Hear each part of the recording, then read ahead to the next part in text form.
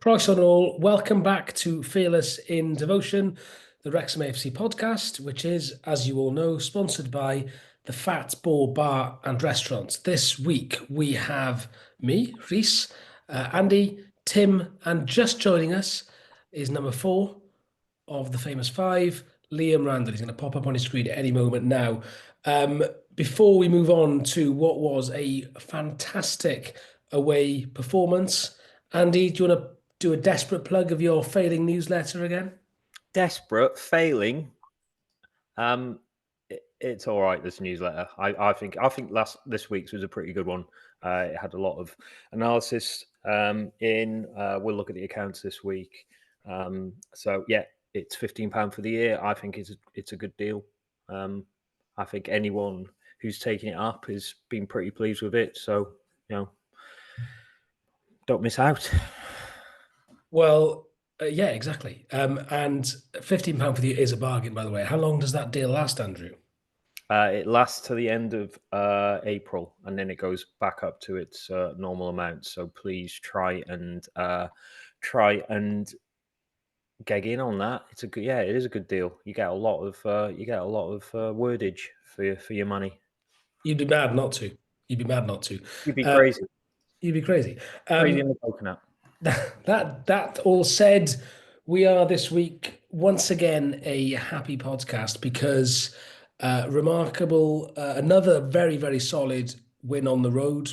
Possibly, Tim, the most complete away performance of the season. Yes, I would go along with that. I was thinking about this before. When was the last time we kind of bossed the game properly? I mean, we bossed it at Northampton, but I think to a lesser extent. Whereas Peterborough, not so much. But I think this one was just start to finish. You could just tell. There was a swagger about them. They were in the mood. It kind of petered off a little bit. It obviously started really well, really bright. Loads of football on the floor, posted up in the air, created a few little chances. And it was just great. It was one of those games where you could sit back and go, this actually isn't in doubt. Genuinely felt that, and that's a rarity for a Wrexham fan, especially when you're snatching these 1-0s every week. So it was great. It was just a joy. You could see there was a buzz about them, and yeah, a little bit of arrogance, which is exactly what you want at this stage of the season. But don't let the narrative fit those of other fans. To dive in the box, blah blah this, blah blah that. Fucking Kleenex must be doing an absolute roaring trade over the border because there's always somebody crying about us somewhere. If it's not Stockport, about a week of whinging, or Shrewsbury, who've lost their wonderful manager who's only been there for 5 minutes, it's somebody else. So there you go. Happy fucking days. Yes. You know what? Everyone says we're terrible. I wonder if only there was some sort of unit of measurement to see how good you are during a season, something that sort of ranked teams maybe over a long period. I don't know. Is there anything like that? I don't know. I'll tell you what, it was a penalty. It was right in front of me. He definitely really, yeah. Clipped him, did he? Oh, it looks like a dive from the highlights. I got to say, he definitely clipped him. And the thing is, it looks like a dive because I reckon he sort of realised he wasn't going to get to the ball and went down, but he definitely touched him. There's no complaints, was there? There was no complaints. Absolutely none from the defender who knows he made contact. Now the only sort of grey area is for me that Rodriguez has run, maybe taken another step, realised he's not going to get to the ball and gone down, but he knows he's been hit. It is a bit much. Who gives a shit? That's also shit. All right, can I have a quick word about Rodriguez? Because I know he's come in for a bit of a pasting. I thought that was his best game for us. And I think after his goal, he was brilliant. He started spraying some balls around that were Premier League quality. So, I think his tail's up a little bit now. And you've really been on Rodriguez's case, haven't you, Anne? You hate him. Yeah, you hate him. You fucking hate him. Chucking darts at him and everything. Not at him personally, just as picture of him on your dartboard. I was going to say, maybe that's why he's not been playing well, because Andy's lobbing darts at him from the ground. Oh, it's also because he did a poo in a paper bag and left it outside his doorstep and set it on fire. Again, Andy.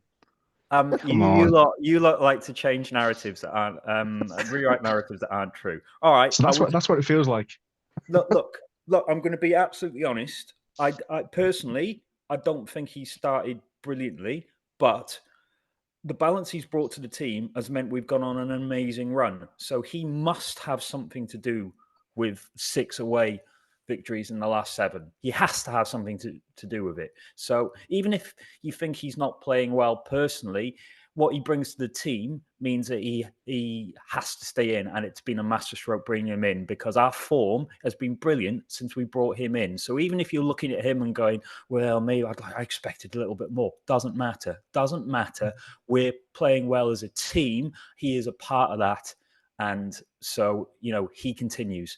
We can't cry about where's Mullin? Paul Mullin.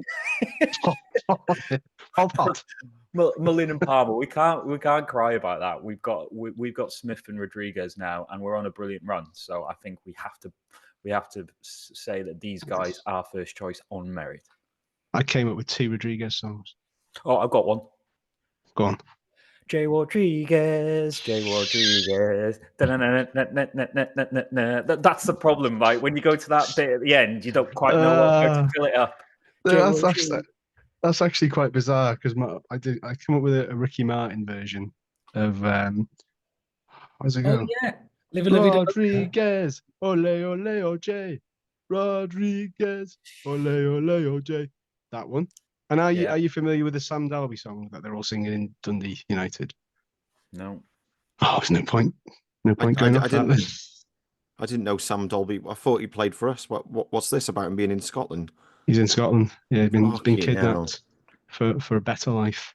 Right, you mentioned Jay Rodriguez, and you touched on this remarkable away run we've been on, really. When you think about the complaints we've had all season about how we've been struggling away from home, and it's kind of all turned on its head. And Liam, they just seem to have, and Tim mentioned the word as well, a sort of swagger and a confidence away from home that we go places, and other teams seem to know that we're going there to win. Yeah, I didn't feel uncomfortable at any stage, even when we were 1-0 up, and that's quite rare, to be honest. I don't normally have that much courage of conviction when we're away from home, but I think it's hard to ignore the results across March. It's been an absolutely fantastic month for us and built off the basis of our away form rather than our home form for once. Individuals wise, I wanted to give a shout out to Matty James because I thought he was absolutely superb yesterday. I'll be honest, I've been one of these ones who's been moaning, don't know what he adds, blah, blah, blah. But then when he's spraying passes around like he was yesterday, I think that was part of why I felt so comfortable. And also we were just first to every ball, which, it's sometimes in midfield for us is quite rare, but we were really pressing them. You get these things about us being an ordinary team, but I thought stylistically it was decent yesterday. I enjoyed watching it. So fingers crossed for more of that, because I think that'll be crucial if we can keep getting those points racked up away from home. That's really going to help us on our way if we are to get promoted. Yes, absolutely. Let's talk about Exeter's banner. Tim, Andy, well, tell the listeners who didn't see it, what did it say? It said, "We are the real Hollywood stars of this football club." Oh, thanks for clarifying that. I don't even know what that means. Has it been written? I know, it's really weird. Child. Yeah, it was very strange. I mean, roll out the red carpet for a club that nobody cares about, and a show of strength. It's a shame their team didn't do the same. To be honest, we won't have it. We won't have an easy 3 points this season, or 6, I suppose. Take the home game, but I mean, I still like all that. I think there still should be like tifos and flags and all that in the UK game. We're still a little bit too harsh about it. They seem a nice club, Exeter, as well, don't they? But fan run, and I know there was a lot of conversations had between the WST and Exeter City back in the day. Still our fan run, so you've got to take your hat off and say that they're doing a lot of things right, and they achieved stuff under fan ownership where we didn't, obviously in a different league. But so you gotta take your hat off for that. And I think they've got enough to stay up. I saw enough there to say that I don't see why they would not get out of it. I think they're a little bit short up top, but on the whole, played some decent stuff in spells. So yeah. Yeah, they're 9 points clear, and you've got to say, a fan-owned club sort of holding their own quite comfortably in League One is not to be sniffed at. So, yeah, fair play to them, but great to get 6 points off them. We have a very special guest about to enter. He's currently in our waiting room, a friend of the podcast. Before that, though, if you haven't listened yet, please do go back and listen to our last mini podcast, emergency podcast, whatever you want to call it. Where what do you do, Liam, in that emergency podcast? We talk about how massive Wrexham's finances are. Don't care if there was a loss. It's all about all I care about these days is turnover. I've always been a man that's about the turnover. So, and we all profess to be absolutely on the money accountants and fountain of all knowledge. As one person. I love numbers. Yeah. Humphrey Ker, welcome to Fearless in Devotion. Hello. Hello. Did you listen to our accounts emergency podcast? Too busy Of running. course I did. I listened to every episode. But Tim's given me a way out here. I was running so hard that I don't remember anything that I heard. That was it. Yeah. Moses Kiptoneri and Paula Radcliffe all rolled into one. Here he is. Yeah. Congratulations on that, by the way. Thank you. I do listen to the podcast sometimes when I'm running because it's a good way. I get so angry. Obviously, An angry It drives run. me round. That's a good way. Does it slow you down or speed you up? No, they're great because it did. I find if I listen to music, I get bored really easily. I need to listen to something that is on a topic that I'm interested in. And so, of course, if I do a Sunday, my Monday run, that's basically usually when I do it. It's I have to do a recovery run on a Monday after a long one on a Sunday. And what's better than listening to your dulcet tones, gents? Quite. Do you listen to the Archers, Humphrey? You strike me as someone who does. No, never have done. Despite having been a Radio 4 stablemate of the Archers for a while, it would have been a good company man. I should have listened, but I never got into it. Never understood. I've tried to sing occasionally, and just I can't. I'm not a good soap guy. Oh, fair enough. Yeah. Okay, that's a fair answer. Glad we should do more quick fire questions. Tell us all about your marathon training though, and what you're building towards, and the incredible fundraising you're doing. Yes. So I'm, for anyone who doesn't know, I'm running the Manchester Marathon on April the 27th. It's the day after our final home game of the season. We've got Charlton at home on the Saturday. Very much hoping we're having a big sort of celebration that night, and then I can be that real jerk who is going around being like, I've got to go, guys, because I'm actually running a marathon tomorrow, like a real hero. So you have fun, but some of us have got a really big day tomorrow. So that's what I'm hoping for. I'm running in support of Wrexham Miners Project, which is an amazing charity based in Wrexham. What are they, 100 yards, if that, from the sort of corner of the Mould Road stand and the temporary cop on Maesgwyn Road.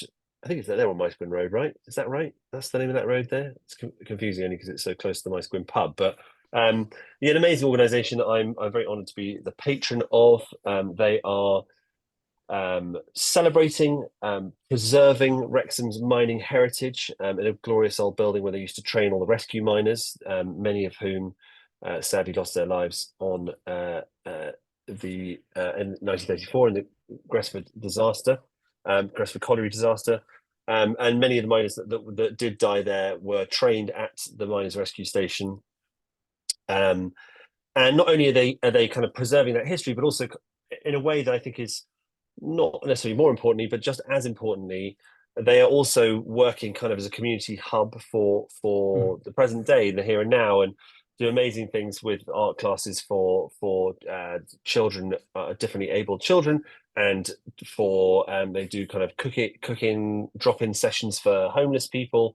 They're just all round like a kind of a force for good in the community. Right on our back door, they're the club's official charity for this season. And unfortunately, the AGM promised that I would try and help to raise 250 grand, and if we weren't doing that, then I would run a marathon. And very early on, I think Rob and Ryan were like, great, well, we'll just bully you into running a marathon. And that way we'll raise some funds. So, here I am now, someone who hates running. Well, we'll see. I haven't done it yet. And I'm honestly breaking it. That's not just hyperbole. At one stage, I was like, well, you're going to want to sell the story of how hard this is for you. And that it has been harder than I ever imagined it would be. And like, well, I don't need to sell anything. It's just hard. Well, because what many people know about you, Humphrey, is you're a very tall man. I am. What challenges does that bring to the Oh table? my God, so many. Well, I didn't realize that everybody I spoke to who is an expert on this was like, well, of course, it's going to be much harder for you because you're tall. And I was like, what do you mean? I always thought sort of marathon runners were quite tall, but there's like a sweet spot for tallness, which I think is around sort of 6 foot. And then the more you get over that, you get these long levers and all sorts of things. And it's just I'm just so heavy for starters. I'm a big unit, and I was designed for slow movements, reaching things off shelves, backing into sort of centre backs and things like that, and not really for like bursting onto through balls. And so yeah, Could you run it backwards?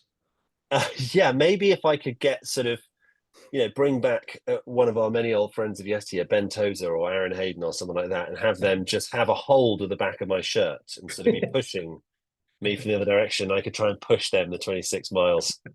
The course, it might work. But no, I did the half marathon. I've done 2 half marathons now. I did a sort of official one 2 weekends ago in New York with a big contingent from the club.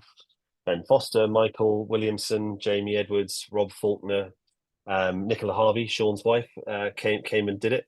My wife did it, and a bunch of folks from Kick for Life, who people will know are our partners from Lesotho. And I absolutely hated it. I did 9 miles of it was quite fun, and the last 4 miles was, that was one of the worst 45 minutes of my life. It was longer than that because it must have been about an hour. It takes me about an hour to go 4 miles at that stage, and crossing the finish line, I did not get any sense of elation or pride or joy. Just a real grinding sense of we got to do that twice over in 6 weeks' time. Yeah, and that was 2 weeks ago. And it's in 4 weeks' time now. And you might be able to hear my voice. I'm a bit sick. I've had flu for a week, so I've missed a week's training, which at this stage of proceedings is suboptimal. What was the best and worst tip you had from any of the players during their their good luck messages? Did you get any tips? I've had mostly. I mean, Jimmy McLean keeps being like, "I'll come and run. I'll come and train with you. I'll come on a training run with you." And I'm like, "It's 30 miles," and he's like, "Well, let's do it before training." And I'm like, "Okay, all right, just settle down, you maniac." And I mean, no, to be honest, they've all been so sweet, and lots of them have donated, and lots of them have sent me little messages, and I got lots of nice congratulations from them after the run in New York. So they're sort of keeping an eye on it. But yeah, I mean, the thing is for them, I mean, they are obviously all mega fit, and they run. I should really post myself outside James Jones's house and sort of try and watch what he eats for breakfast and replicate his talented Mr. Ripley style, his whole lifestyle, because he'd probably fly around a marathon no problem. But they're not supposed to cover that much ground. I did at the start of the process. I did a little that sort of bleep test thing they all do in the summer, and I think I was like, "What's the lowest score anybody got?" And they were like, "Well, one of the goalkeepers I think got like a 15." And I was like, "Wow, like I wonder what I'll get." And I got like a 6. I managed. That's the thing where it's like, right, you run. It's like is it like 30 yards or something like that? It's just a very short thing, and it goes beep, and you got to get through the other line before it goes beep again. And I managed to do that 6 times before I missed my beep. Yeah, and Owen Jackson and Kev Mulholland, who were administering the test, were they were polite, but I think kind of horrified. Yeah, but I stopped cigarettes, sort of changed my diet a bit, not as much as I probably should have done. I've lost a bit of weight.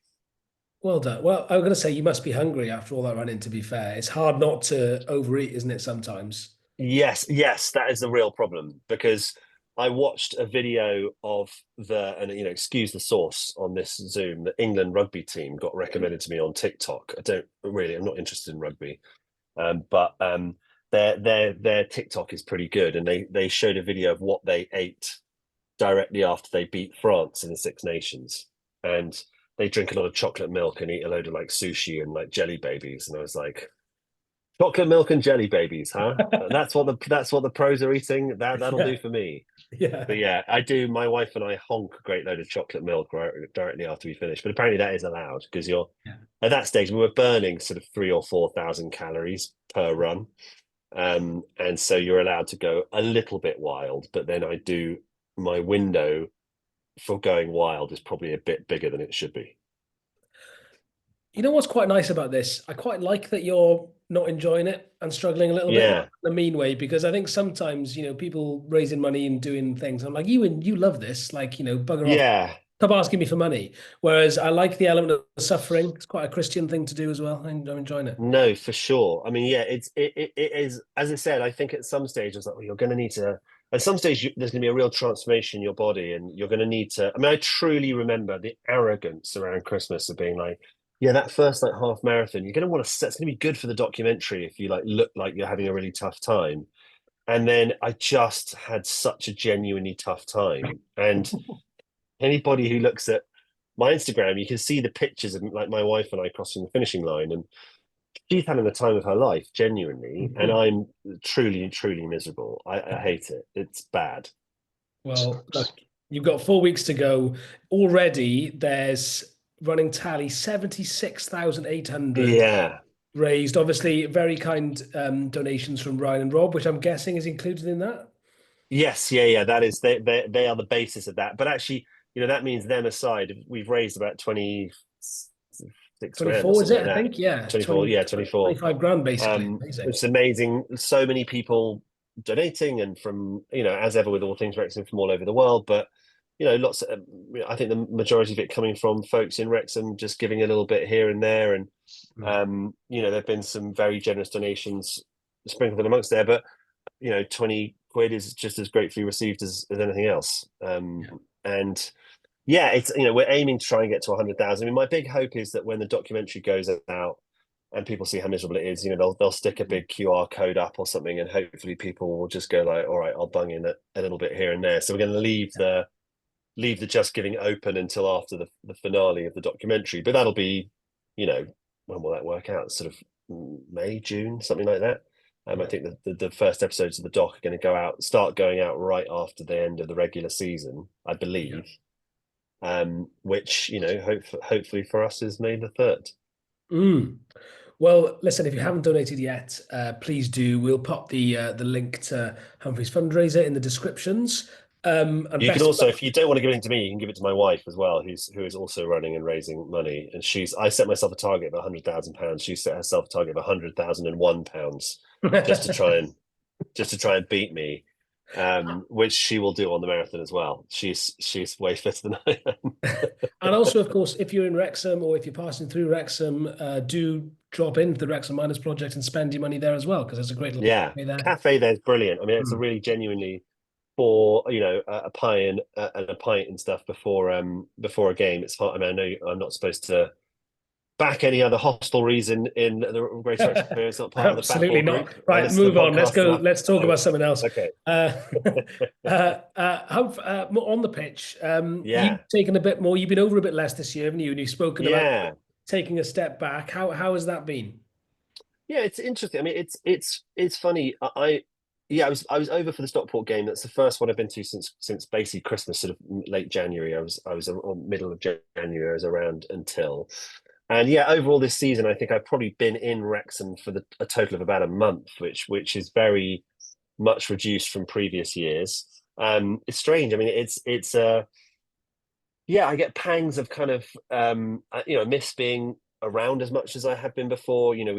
Every year there's the club grows and there's new players and new faces, and I'm suddenly like, oh gosh, I don't know who everybody is now in a way that I did before. I mean, I keep up with who's being brought in, and obviously sitting on the board and stuff still, I'm abreast of what's going on, but I don't feel quite as kind of in the weeds as I was before.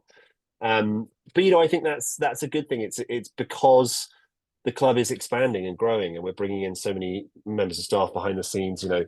That getting that infrastructure in place is something that I've been really eager for us to do for a long time, and I think we did. Though I say so myself, the sort of the three amigos of myself and Sean and Fleur, got us, we got us promoted twice and we did X, Y, and Z, but it was all a trifle by the sort of seat of the pants. And now we're starting to bring in a structure within the club where each department is, slowly getting a department head and the bodies in the building that will allow us to operate, as a championship club or as a top end of League One club, with a bit more stability, and a bit more precision and planning and all those sorts of things. I think we avoided too many pitfalls, but so that was more by skill and luck rather than having the structure in place to ensure those things occurred, if that makes sense. I remember quite early on you compared sort of the club and to sort of a startup essentially, and you talked about, and that sounds a bit like what you had, which was perhaps maybe a little bit chaotic, and a little bit sort of, you mentioned seat of the pants there, and I don't, not in a pejorative way, but as in, perhaps it wasn't as well oiled as it looked on the pitch maybe initially. Well, I mean, I think it was threadbare and skeleton, but I wouldn't say it was chaotic necessarily. It just was, we were guided by, particularly by Sean's instincts, which were on the money. We as I said, we got promoted. We did what we set out to do. But that the problem, what the vulnerability that comes with that is, like, if Sean gets falls down a well, you then are in a position where you don't necessarily have the structure to do it right. And I think for us, that's always the risk with Sean Harvey as well, isn't it? He's always prattling around near wells. If there's one thing I know about Sean, no, and but it was a little bit sort of, it was a monarchy to a certain extent rather than a sort of democracy in a way. I mean, well, even that's too sort of freighted with meaning. It just we there's very few of us. We did, and lots of people wearing lots of hats, and we got away with it. We were more than got away with it. We were very successful. But I think that kind of what was always required and was always going to have to come along was a situation where it was like, no, we need to have more people. We needed to bring HR inside the building. We needed to bring safeguarding inside the building. We needed to do all these sorts of things, and that is what we've been able to achieve, which is great. You mentioned, you're talking about you taking a little bit of a step back from the day-to-day running. Rob and Ryan have been over less this year as well. Is that something you guys have spoken about as well? Yeah, it's funny. I've noticed people saying that. I don't suppose maybe I've not been tracking it as much as, or maybe I'm not tracking it at all, but I don't think they're any less kind of engaged or involved in it. Like they are still watching every single game and talking about it. I think it's maybe just a function of, last season, Ryan was shooting Deadpool in London for a large chunk of it. And that meant that he was in the country already. And when he had a weekend off, he could come up more easily. And Rob, I think, was, I think that I know they're going to be over a fair bit between now and the end of the season. So I think, by the time we get to the end of the season, you might find that the average amount of games they've seen per year is sort of about the same. Yeah. But I know that, because I do keep sort of abreast of what everyone's chatting about online and listen to podcasts and stuff. And I've noticed. Are you saying that you read Red Passion, Humphrey? Is that what you're saying? I do go on Red Passion. I'm well known for Why? Red Passion. Well, I like to see what Fez Bob is saying on the internet, Leo. I don't know who that is. Who is that? Who is that guy? To be honest with you, I go on there mostly because, as I said this before, it's like when you lose a tooth when you're like a kid and you put your tongue in the hole. I go on Red Passion to sort of get myself riled up about what people are saying on there, and just to sort of see if anyone will ever eat humble pie on the internet when they've slagged off certain players. But or us or me or Rob and Ryan or whoever it may be. But no, I mean, I've always felt that, like, part of my sort of gig really was to try and keep abreast of what the temperature was of what the fans are feeling, because you'll know that I really do adhere to a belief that the single most important thing we can do over the next few years is ensuring that, as the club hopefully continues its trajectory up, we don't lose what was special about this in the first place. And the best canary in the coal mine for that is red passion, really, in a way, because you might get an extreme version of a sentiment about it. But I was talking to Ben Foster in New York, and we were saying about how he was saying how much he loved coming when he came back to Wrexham, that walk from the sort of university car park to the dressing room, both when he was training and on a match day, that you have those interactions. And of course, in the Premier League, traditionally, the team loads onto a bus at the training ground or something, and then they drive in and sit under the stadium with the blacked out windows, and their Beats by Dre headphones on. It'd just be such a shame to go from where we are now to where we are there. So it was sort of way of saying that I do think that understanding what it is that people are saying and thinking and feeling, I'm not always going to agree with it, but to see that, I do think that someone on the board should be snooping around red. And Sean's not going to do it, so you have to.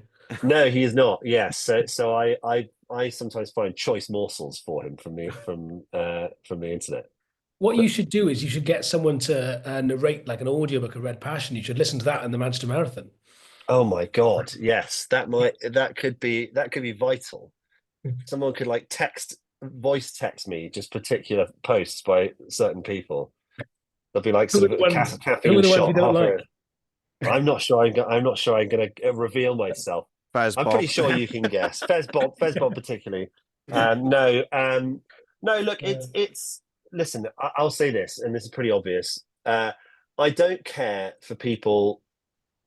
It feels like there are certain folks for whom there has to be a villain on the playing squad every season.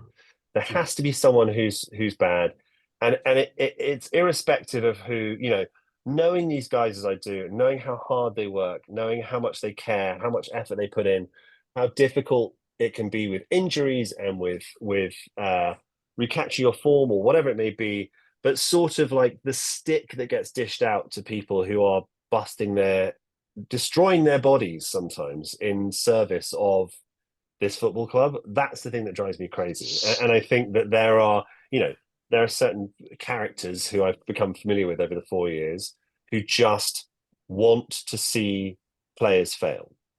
And I don't understand it, and it makes me livid. So yeah, there's not, even in my old days of being a sort of a plastic Scouse Liverpool fan, I cannot understand people who want to run down their own players. I think that there may be historically have been instances of players that didn't care about playing for the club or didn't want to do whatever or didn't put a shift in. But since we've been here, there are no players that I've encountered that didn't desperately want to play and desperately want to win for this club. So yeah. And that's largely down to as well, and that's a credit to Phil Parkinson as well, isn't it? Because it's that and he makes no secret about the fact that they really go for those types of characters, don't they?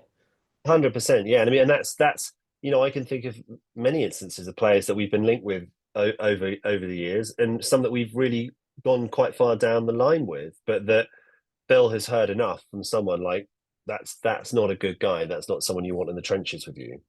And I think that everybody that we've had, whether it's Sean Brisley or it's Luke Bolton or someone, players that have not played that many games for us or have not, Billy Waters or whoever it may be, every single one of them has been a great part of the dressing room and a great person.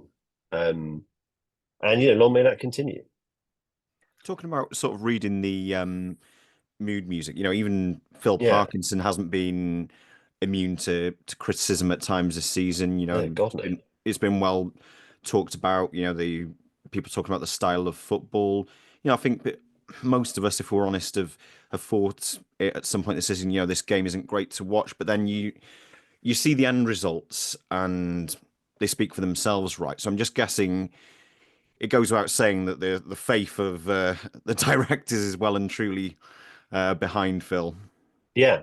Well, I mean, I think it's funny because, yes, we this season we've played a very different brand of football to what we've done before, and it's something that's really interesting. I think often that some of the criticism that gets leveled at Phil is like, oh, he's so rigid, he's so he's so set in his ways. He does, he never changes anything. He plays one way, blah blah blah. we line up the same way every single game. But if you compare the way we played, you know, in our pomp in the National League, it was a very different style of football, right? We played down the channels an awful lot. We cut the ball back an awful lot. You know, we were ruthless from set pieces. You know, that sort of period where like Aaron Hayden scored, you know, sort of 16 goals, league goals or something insane. You know, we were very different to what we are now. Like now, Phil, I think, worked out that with the squad that he had brought up with him from League Two, you know, this was the most effective way of giving us a shot of getting promoted again. And next season, God willing, will be, if we're in the Championship, we'll play a different way because there will be different changes. There'll be different personnel brought in over the summer. He'll be working with, you know, the players that he's brought up from this level, and we'll play in a slightly different way. But yeah, I mean, I think Phil, yes, I mean, in terms of, is there still faith in Phil? Of course. You know, I mean, I think that I'll dish you out an anecdote that I've been telling lots of people recently, but I don't know that I've said on a podcast. Maybe I said it on Fozzie's podcast the other day, but I had a mate come to watch our game against, was it Wigan at home on the 28th of December? I can't remember, whatever the 28th game was when we were at home there. And no, Blackpool was Boxing Day. Anyway, which I can't remember which team it was, but my pal Phil came with me, and we came in through the players' entrance about an hour and a half before kickoff, and every single player, like I hadn't seen everyone for a while, so all the lots of players stopped to say hello to me, and then every single one of them, once they said hello to me, turned to Phil, stuck their hand out, and was like, "Oh, hello, my name's Elliot Lee," and like introduced themselves. "Hello, my name's Will Boyle. Hello, my name's Max Clewer. Hello, my name's Arthur Okonkwo," whatever it may be. And it's such a it's a very, very telling example of the standards that dressing room holds itself to, and that Phil has kind of imbued them with. There's a lot of football clubs you go to, you know, that you just go, I'm one of the players, I've got a game in a couple of hours, I'm not going to say hello to this bloke, I don't know who he is, I presume he's Humphrey's friend, but you know, I've got bigger fish to fry. And it really speaks to just the standards Phil and Steve Parkin and Dave Jones and Aidan and Kev and all his staff have kind of set inside the building, and that the players are set for themselves. And that is the thing that is just, you know, I saw, I think, a tweet that you guys put up or started the conversation after Saturday, you know, if we go back to back, is Phil our greatest ever manager? And of course, there's going to be arguments. People say John Neal or Albion Griffiths, and I can't speak really. You know, I've seen, you know, familiar with them, of course, never saw their teams play. I can't speak to it. And the counter argument that came up, which is a very valid one, is, well, you know, John Neal and Albion Griffiths never had the financial resources that Phil had. And that's true. But equally, you know, Rotherham or Chelsea or any of those teams that they played against in that period didn't have the financial clout that those teams have now. You know, it's not quite apples to apples in terms of going, well, were not operating on a budget that was commensurate with you know, who's in our division now, but doesn't have it, you know, Cambridge United now. The playing field's all completely different. What Phil's achieved over the last 3 years is remarkable. There's a reason nobody's gone back. Well, not that we have gone back to back as yet, but there's nobody has come close to doing what we are in the process of looking like potentially, maybe, how do I catch this in many terms, not to jinx it, potentially doing now. It's remarkable. You know, the rise of Luton or whoever, or Bournemouth, or all those sorts of things. I mean, Bournemouth's different because Eddie Howe did take them a very, very long way. But, you know, lots of those clubs, they have gone through multiple managers to take them to where they need to go. And I do at times, not to castigate everyone for getting overexcited, but I don't get the criticism of him and of this playing squad and of these players. And, you know, it's very, it's really, really remarkable what they've done. And I think it's, you know, we know what we're all like. We know what football fans are like. We always want more. We want to, if we're winning, we want to win 4-0. If we're grinding out credible draws, we want to be winning, and if, you know, whatever it may be. But yeah, I mean, I think his legacy is assured as, I mean, for my money, our greatest ever manager. But I realise that I can't make that argument because I've not seen as many of our managers as other people have. Before I just chuck it back to Liam, sorry to interject. You just quickly alluded to it.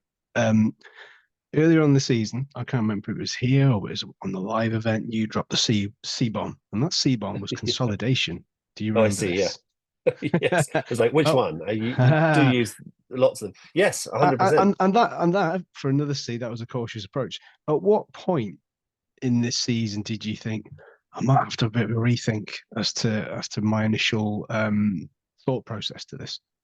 Well, the nice thing is that I would say, I think if we missed out promotion now, we'd all be disappointed, of course.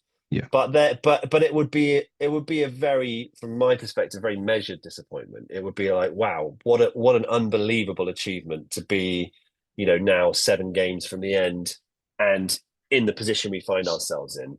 I don't know there was like a specific point where I was like, bloody. Really after those first 5 games, maybe, because we had, again, internally, we'd had the discussion, right, everybody remain calm because these first 5 games are going to be quite brutal and we mustn't get overexcited. We must get overreact. And this is kind of a borderline. This is with basically Sean and I telling Rob and Ryan to like, just stay calm. We're not expecting to get that many points out of these first few games because it was a load of very difficult games. We Wycombe, who turned out to be a powerful rival, a good stable mate, running mate. I don't know, some horse metaphor, horse race thing.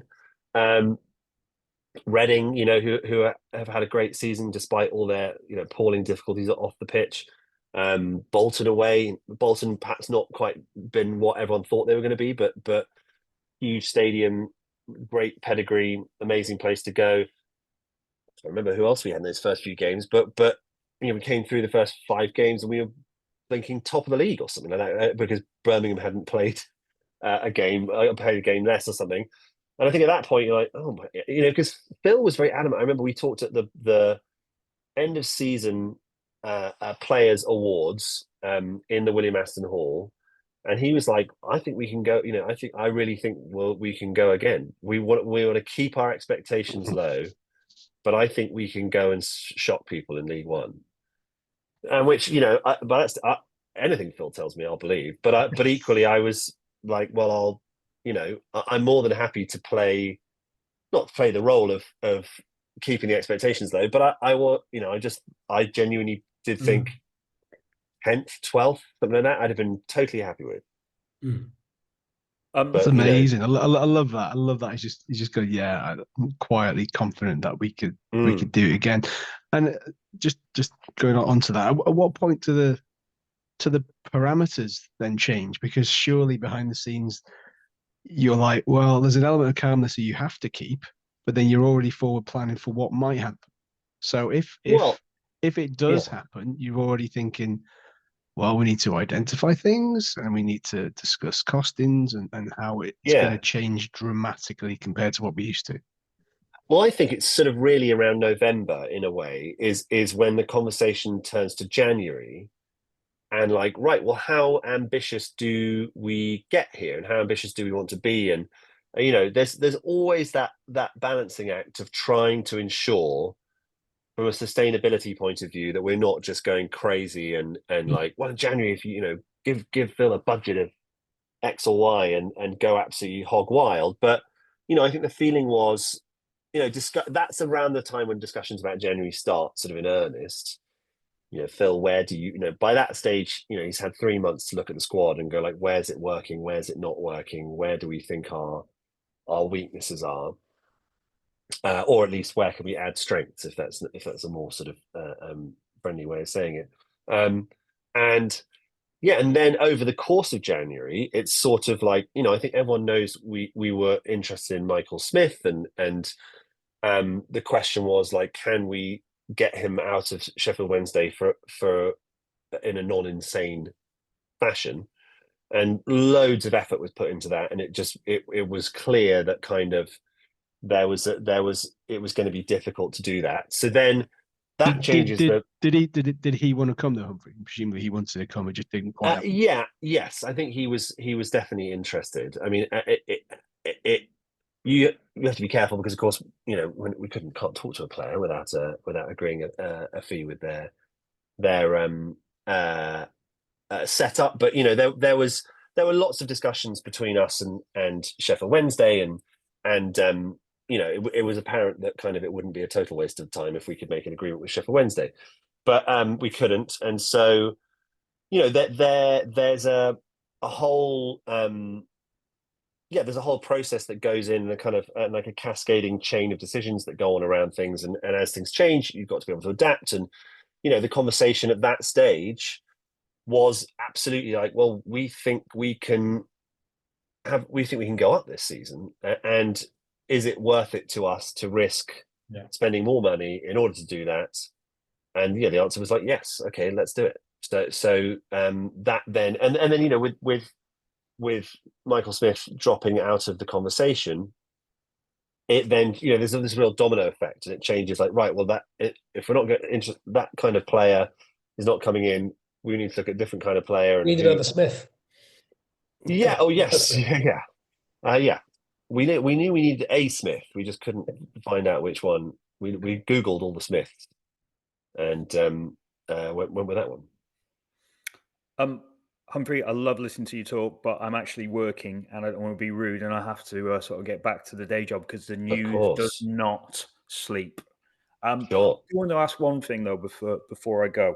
So you mentioned about bringing people in, and obviously we brought in quite a few high profile strikers. That means that some of our older stars haven't had as much of a look in this season. So a lot of people have been asking about Paul Mullin and Ollie Palmer just because they're so sort of central to our success. But at the moment, they're not making squads. I mean, how do you sort of see that? Is that just a normal evolution of the team, or is there something a bit more of, for example, Paul Mullin's injury, which at the start of the season, which must be hard to sort of come back from?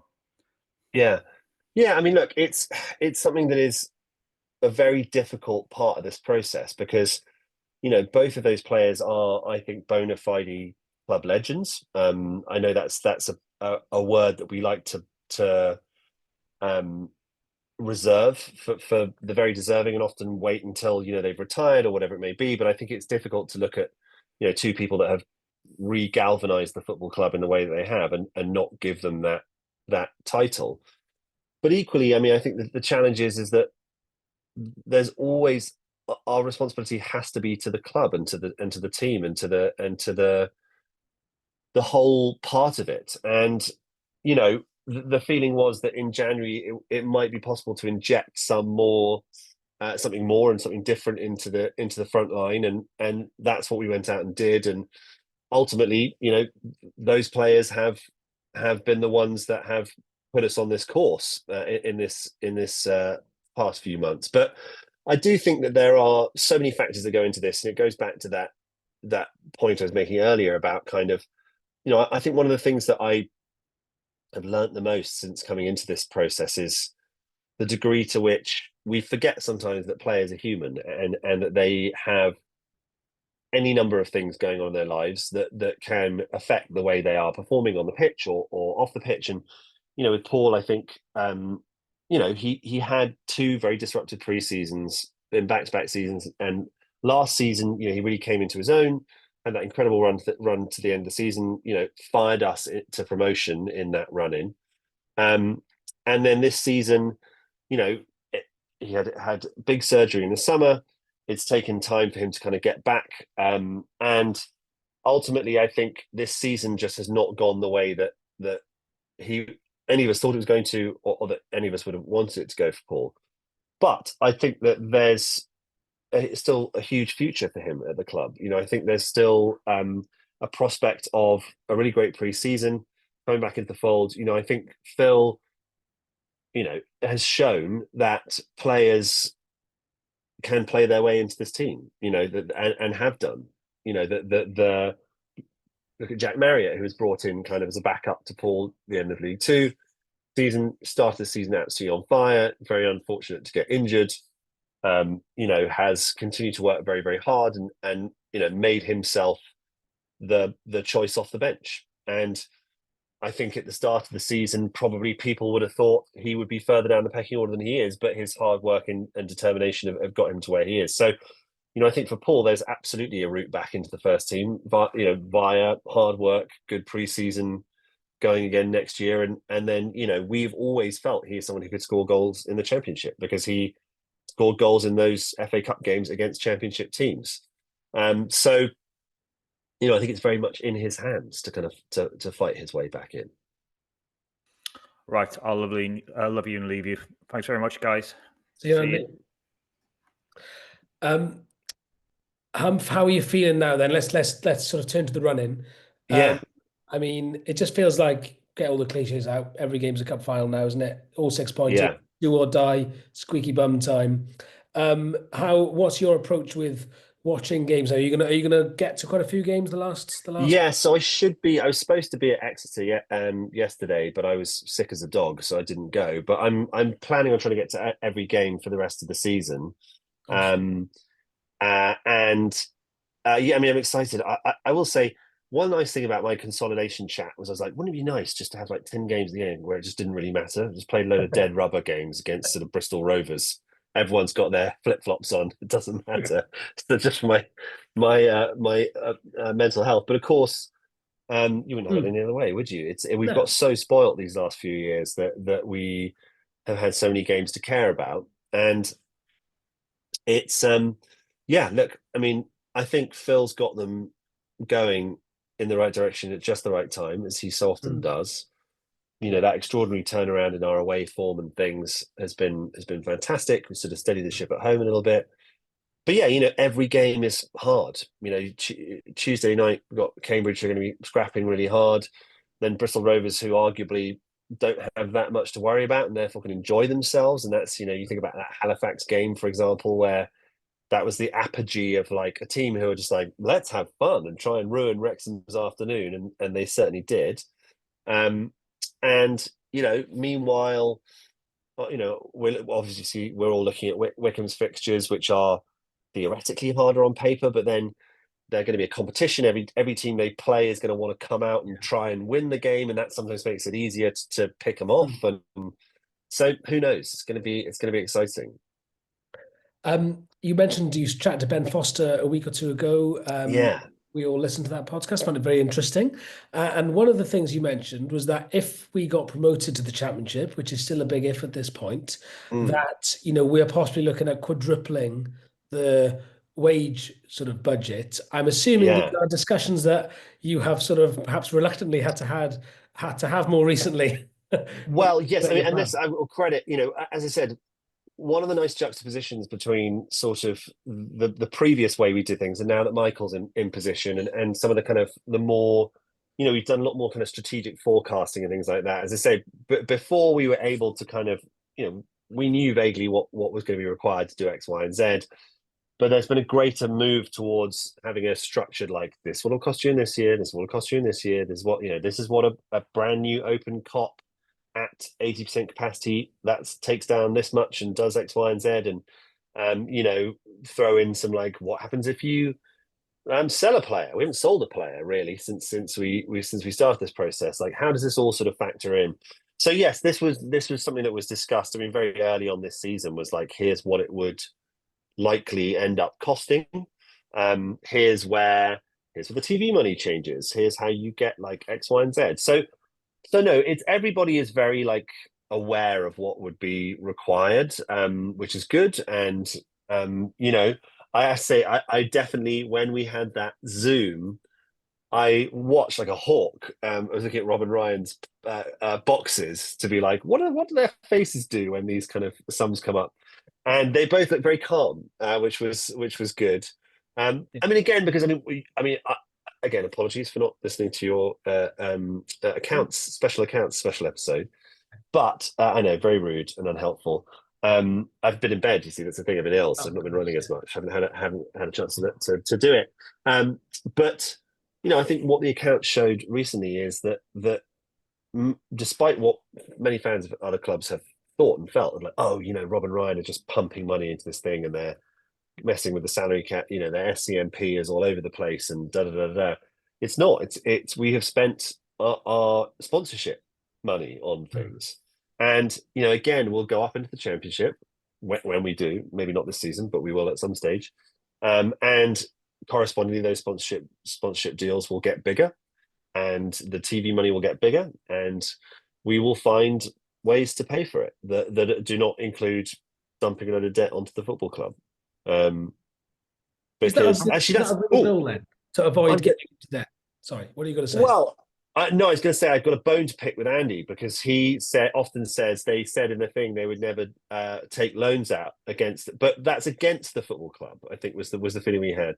Never going to say load us a load of money. We own a football club. Loaning the football club money by the owners was always going to be part of the process. I think so. That's not a promise broken. And no one go back and double check that. You notice he ran away. Do you notice he ran away before that? Yeah. Real flag snake. him off as much as you want. Yeah. One thing I was going close together. No. Ask sort of future financial planning, as I noticed in the accounts, it said I think something to the effect of at the moment it is sort of contingent on keeping the documentary going for a bit, but looking to build long term so that it isn't as much. How do you take that step? Because clearly, it's been an absolute game changer. The documentary, documentary is vital, and we can't really control how much more of that we get. I mean, it still does very well, wins Emmys, does all sorts of stuff that you would hope would make it a big tick for FX and for Hulu. But who knows? I mean, the TV industry is very volatile these days. It's we basically in TV are in like a giant recession in a way that's sort of not particularly in scripted comedy in particular, which is sort of my day job. There's been a 40% reduction in the production of TV episodes. That's imagine a 40% shrink in any area. It's terrifying. Albeit being a successful show that's on TV is kind of to your advantage because they're like, oh well, people like this, we might as well just keep it going. But yeah, I mean, we don't know if there will be a season 5 yet. Yeah. I think that again, for me, every year, amazing, fascinating, compelling stories happen around football clubs and around this football club in particular. And it's funny because so often people say to me like, oh, what will happen, if you get relegated or like it goes, or you have a bad season, like what will happen to the documentary? I'm like, well, actually, I think that would make an even more compelling season of television. It wouldn't be fun for us, and it would be brutal because of the ramifications of that. But you would get what happens when the bubble bursts sort of season, which might be even more interesting than just us. Oh, we've been promoted again. The viewing figures would be amazing because the fans of about 91 other clubs would thoroughly enjoy that. Say, I always said it would end in tears. Yes, but the problem is they'd all go and look for it on Netflix and be like, it's not there. Yeah. But it's Netflix documentary. Oh, not nearly. But no, incorrect. Yeah. No, yes, very possibly. So no, I mean, we'll see. The key is, I think, again, we're very, very aware of this. The further up we go in the pyramid, the less of a problem it becomes because you are, again, receiving so much more exposure and coverage and everything. I mean, the great thing is, I think, the length of time that we have enjoyed already on the documentary and with the US tours that we've done and this and the other, I think we've locked a lot of people into a kind of a long-term relationship in that regard.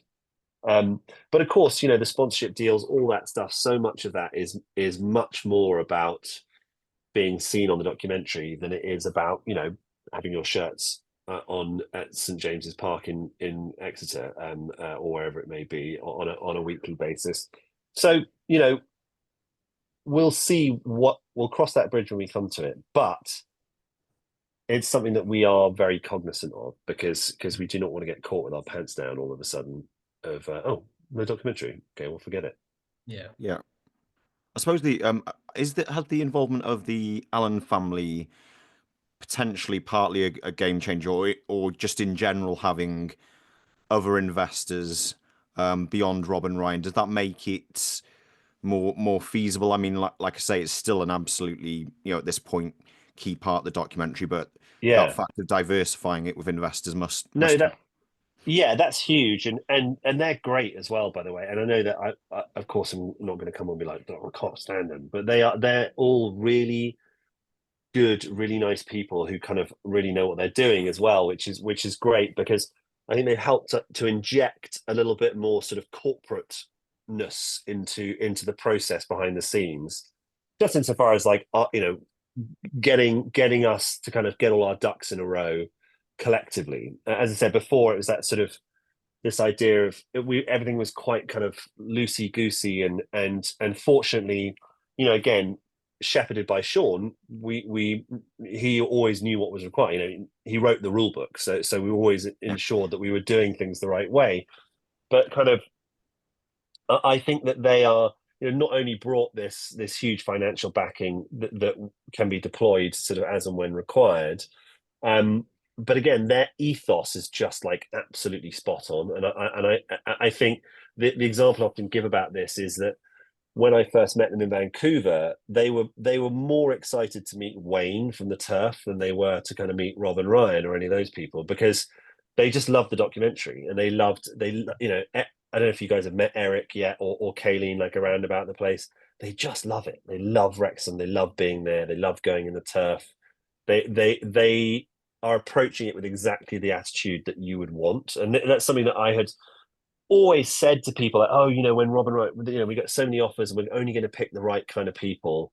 And I played absolutely zero part in bringing the Allens in, but they smashed it. Like between Rob and Ryan, and then like the folks advising them on potential investors, they're just like the nicest people, which is great. Humphrey, I've got one last question. Tim might have one more after. We're very conscious that we have a lot of your time, but I wanted to ask you. You also said something really interesting in the podcast. Sounds like me. Of course you did, which was that you had some regrets over perhaps how some of the things went at the end of the first sort of Dean Keats season. And I was wondering if you could elaborate on that at all. And I'm actually going to have to apologise. I'm going to listen to this afterwards because my little lad won't go to sleep, and I actually genuinely have to go. So I'm going to listen to your answer and look forward to it. I'm really sorry. Yes. Well, no, all it is just that we've been so spoiled for so much of this process, that it's been such a positive experience, and it's been bringing players in to have an incredible couple of years, or 3 years, or 4 years, or whatever it is, of helping kind of build this club into this glorious thing. And that's the one section of it really where it's been a case of like, thanks and goodbye. And I think that with Dean in particular, he was given a very tough task, because we basically, a lot of the fans had made their feelings clear. They didn't want Dean Keats around. They didn't like the football. They didn't like the whole experience.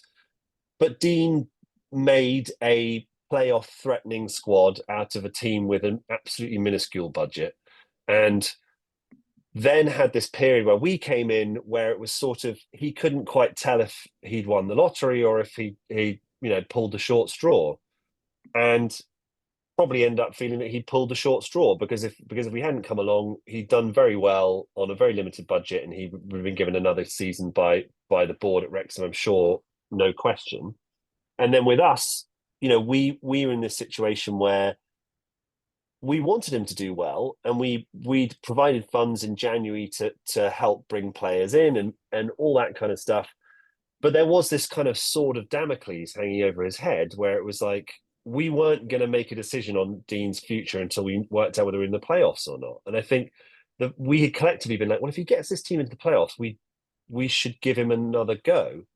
And he was very keen to understandably, I find out what his future was, and was having to deal with me doing a lot of like, just sort of really jolly good, well done. We beat, Halifax on Saturday, but there was, there was a kind of, it was just a very difficult environment for him, and I wish it hadn't been so difficult, and by difficult, I don't mean that he found it hard above his abilities, but just that we there was this impetus to wipe the slate clean and start afresh, and that was the kind of feeling abroad that as what was going to happen. And we had at one stage we had decided to ask him which players we should give new contracts to, which we did, and he made recommendations, and then the decision was taken internally not to offer contracts to those players. And so I mean, we just didn't. We were unable to give him a good environment in which to thrive, and I think he did a very, very creditable job. And then we let him go, and I mean, and that's to hold one's hands up. That's I say I wish it could have been a better experience for him. Yeah, and we're culpable for that. Yeah, I mean, I suppose it's the brutal nature of football in a way. Like you say, Yeah, you've got fans essentially asking for that outcome in many respects, and you've just at that stage you're relatively new into brand new into running a football club essentially still, so it's hard to sort of balance that out. I guess it's the things you learn along the way, right? Yeah, absolutely. And I mean, again, ultimately, it sort of comes back to the point about like you have to do what's in the best interest of the club. And we knew that the best interest of the club was keeping our powder dry so we could spend our money on players that the new manager wanted, that were going to play in the system that he wanted to play. And we had to get the best possible manager to get us out of the National League. And I think ultimately it's been proven the correct decision all round.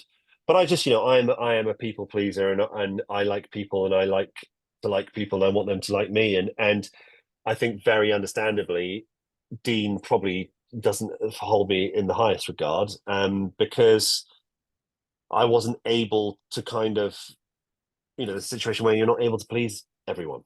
Yeah. And ultimately someone ends up with the sort of thin end of the wedge. And I do think he, again, had done a very good job. It just was not. It wasn't the job that this football club required in that moment. Yeah, completely. Just bring it slightly more present day. We've got a few weeks Yeah. left to go until the end of the season. Just got the small matter of a new pitch, a new cop.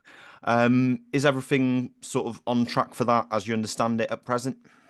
Yeah, it is. Yes. So it's one of the things that we, again, Michael, I think his approach has been to, he's just brought in lots of people who are very capable in lots of different areas. One of whom is Aidan Miller, who's come in to sort of spearhead the COP operation, who came to us from Everton, worked on their stadium. Just very combat experience, kind of project manager, effectively. And that's probably slightly diminishing his role in some respects.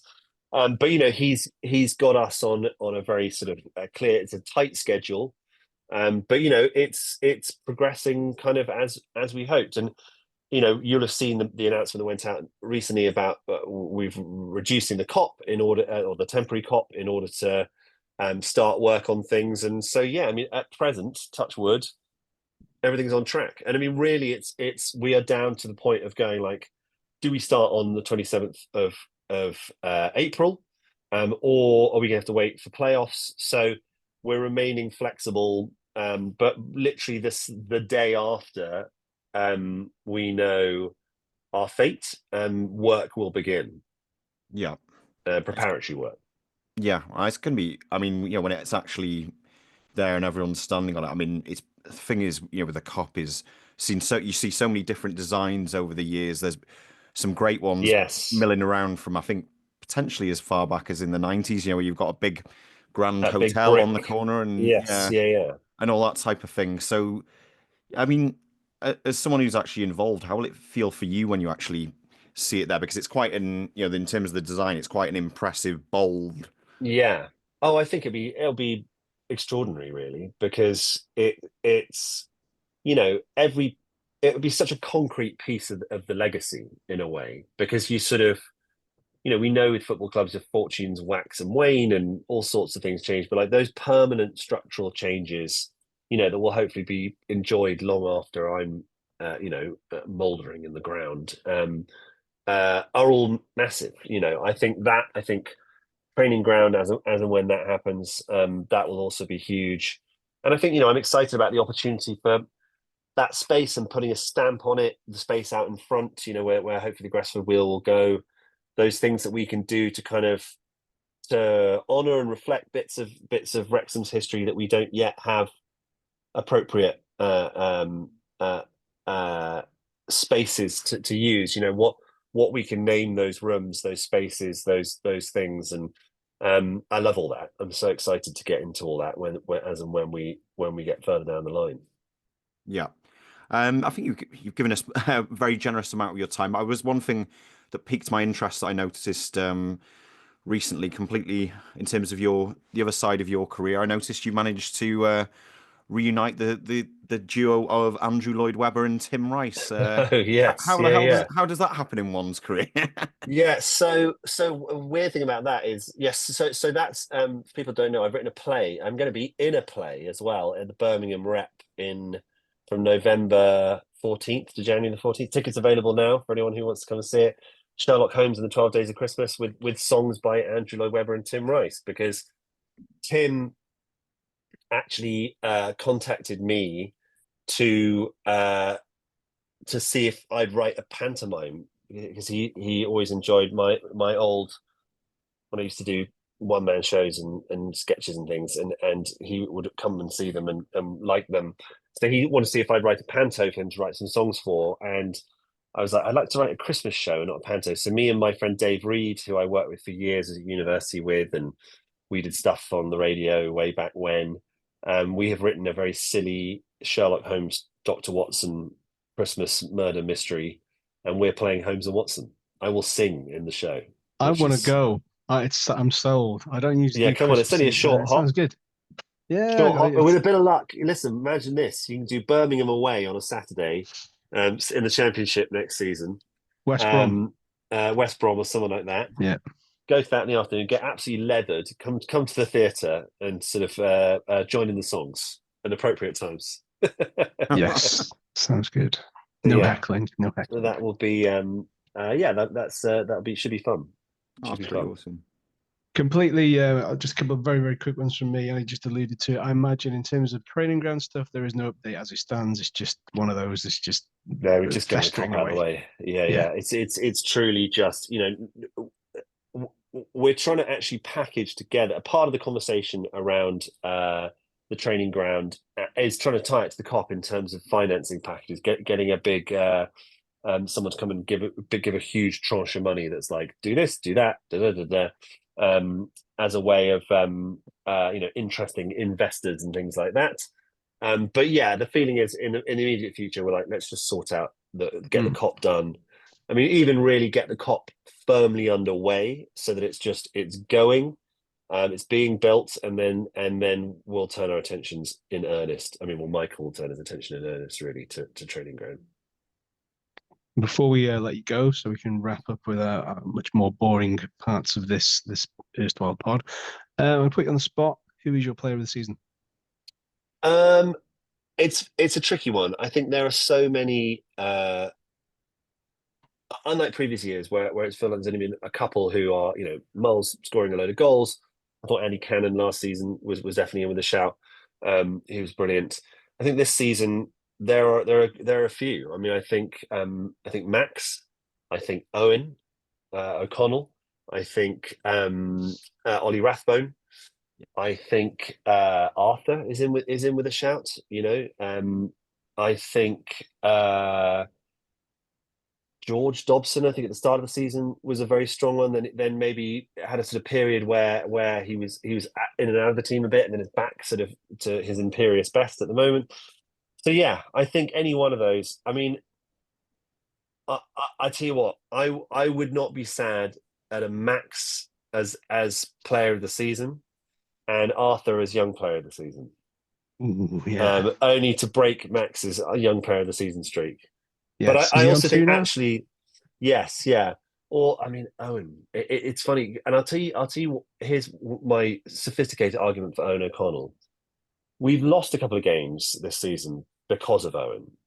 You know, I think Shrewsbury away and Stevenage at home. He had a couple of things where he Barnsley, I think it was, Barnsley. That's it. Made a bit of a Horlicks.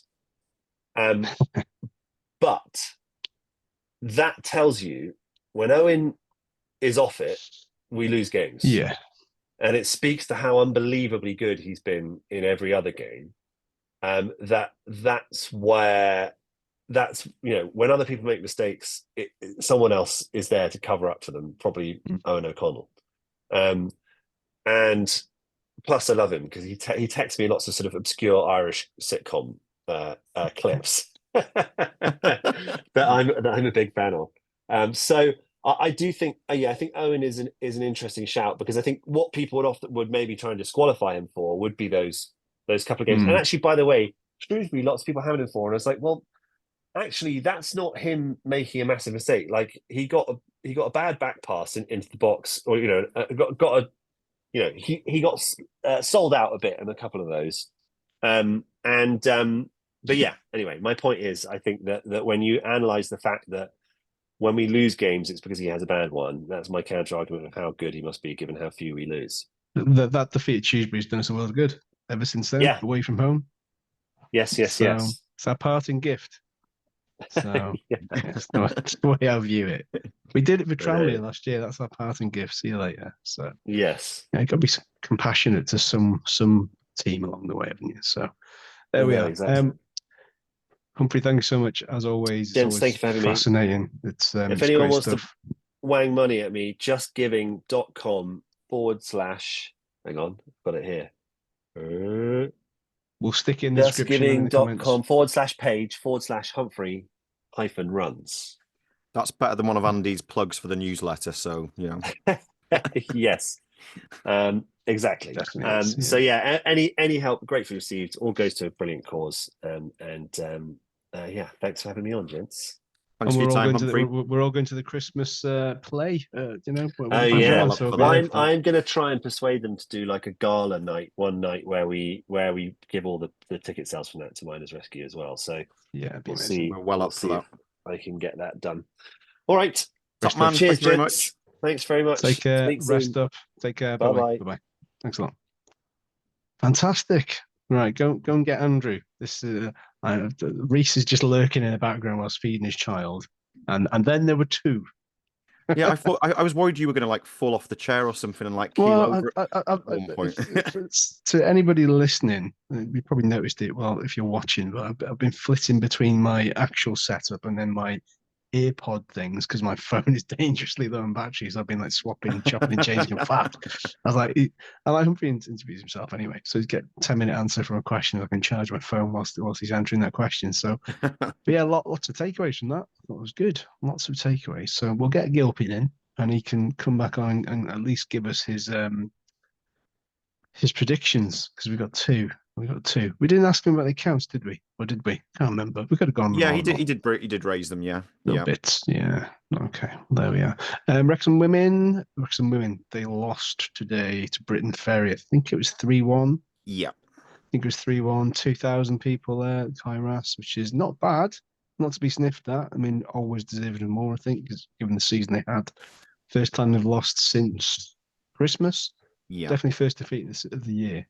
Of 2025, so one of those things, but don't be too disheartened by it. It's a nice, lovely, warm sort of half summer's day, and a good one for Mother's Day. And Andy's come back on and made a load of noise. And Rhys is back. Noisy. Got a full house. They just hate Humphrey. They just hate Humphrey, don't they? That's what it is. There was four of us, and then Humphrey comes on and goes, "Oh, fuck it." And Andy and Rhys go, "Oh, this is not good enough. We'll both go." And Rhys just stopped looking like Holly from Red Dwarf and he's put the light on. I was going to bring that up. It was just getting darker and darker, and it was like, at what point do I stand up and turn the lights on? But then I just thought you forgot.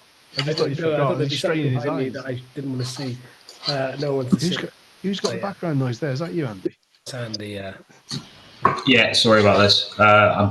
Shall we conclude? Yeah, can we? Are we doing predictions? Have you done them? No, not No, yet. we're going to do them now. Before we do, just want to say a quick congratulations to the Tweet More Chips boys. Tweet More Chips podcast and 100th episode. So well done to those guys. It's very, very good. If you've ever listened or watched it, please do, because their 100th episode was on YouTube as well. So welcome to the party.